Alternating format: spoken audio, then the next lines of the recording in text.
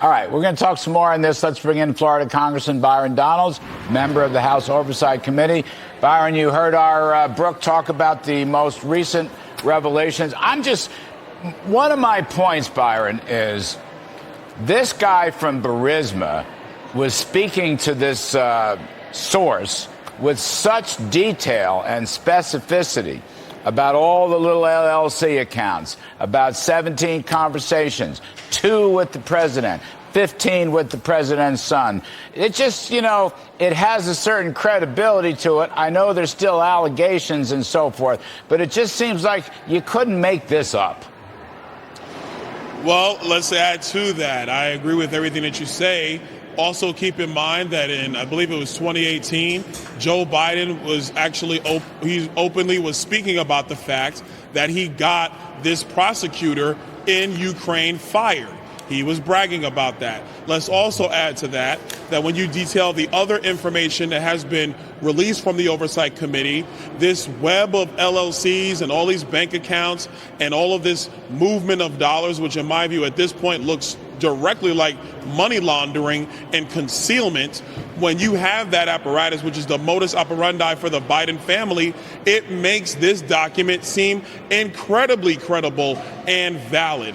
At the end of the day, this document clearly states that Joe Biden took money in a pay-for-play scheme from Burisma in Ukraine, and Joe Biden used his office to get a prosecutor fired.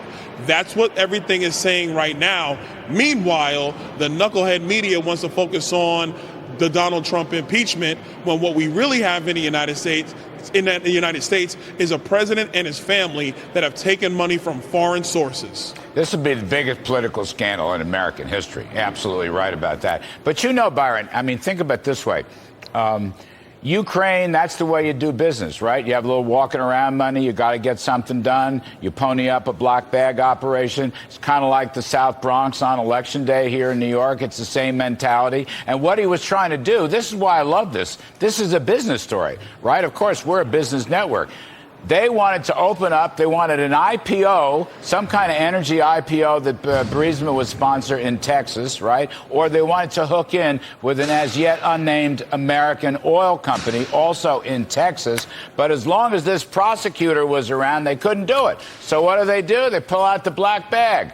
$5 million to Papa Biden, and another 5 large to his dumb son, Hunter. The thing is, it makes sense. That's what's so mind-boggling about this. It totally makes sense, and it begs a couple of other questions. If you're the FBI and you got this information from a confidential human source, somebody you say is credible, somebody that you're continuing to pay, mind you, somebody who you're so concerned about their safety if this document is released, then where are the investigations, Larry? How come this information hasn't been gone through and investigated by the FBI or the Department of Justice? And I'll throw one else to you. The FBI elements, let me not say all, elements of the FBI and elements of the DOJ like leaking this kind of information to the press when it suits their interests. How come there have been no leaks on this up until this point? That is because it's been the painstaking work of the Oversight Committee and Senator Grassley, and you finally have some whistleblowers who've come forward, who've now let us know that these documents even exist. You got your committee, you got Mr. Comer, you got yourself, you got Jim Jordan, you got Chuck Grassley, you got a lot of great reporting from our Brooke Singman here at Fox Digital. The noose is tightening every day.